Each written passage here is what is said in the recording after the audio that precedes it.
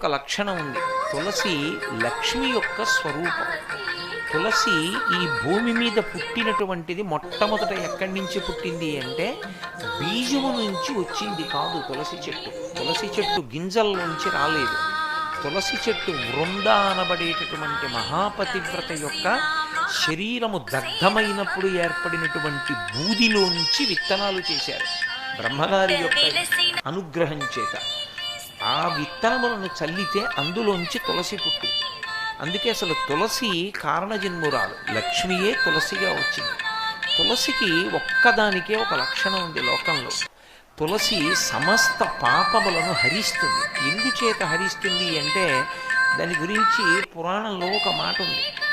యన్మూలే సర్వతీర్థాని యన్మధ్యే సర్వదేవతై యదశ్రీ సర్వవేదేషు తులసీత్వం నమామ్యహం అని.